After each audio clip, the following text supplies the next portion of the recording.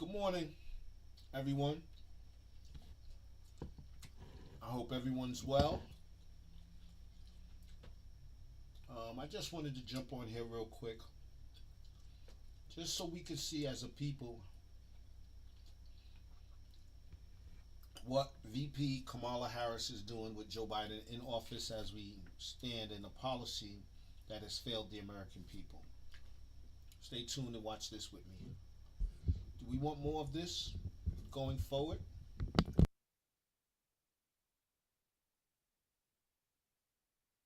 A bunch of cackling and laughter is not going to fix that. It's going to take money. And you're going to need even more of it since we've experienced all this inflation under the Biden-Harris administration. The Inflation Reduction Act just turned 2 years old a couple of days ago, and it was Kamala Harris who had the deciding vote in the Senate, not only as the vice president, but as the president of the Senate. Happy anniversary, VP Harris. Today is the 2-year anniversary of the Inflation Reduction Act, in which you cast the deciding vote in the Senate.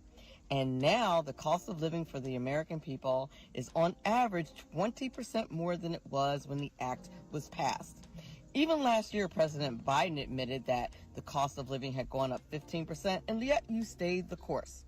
So yeah, inflation, the poor economy, high interest rates, and low home affordability is keeping a lot of millennials and Gen Z out of the housing market. Giving them $25,000 is only going to further increase the prices. If everybody's getting $25,000, then all the prices will just increase by at least $25,000. And if they couldn't afford to really qualify for the home on their own, in a few years we'll see more foreclosures as a result of people locking down mortgages that they clearly can't afford. Forget maintaining a house, they won't even be able to afford paying the mortgage to keep the house. And let's be honest, Harris mentioned that plan was going to help the first generation. When she's speaking on first generation, she's talking about immigrants.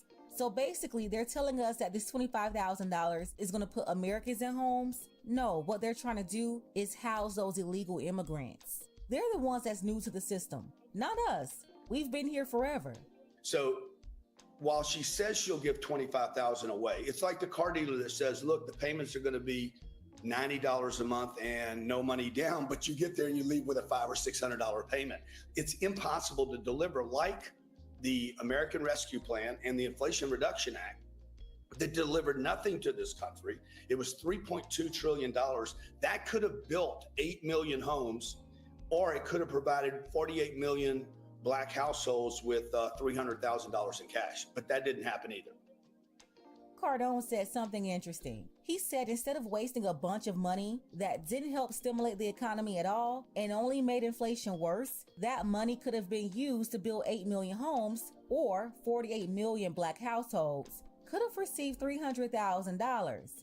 Now, the Black people receiving money is the part that caught my attention. Grant Cardone is saying, hey, you know the reparations owed to the descendants of slaves? Well, instead of Kamala and Biden wasting money on these bad deals, like the Inflation Reduction Act, the money could have been used to finally deal with the long-suffering elephant in the room.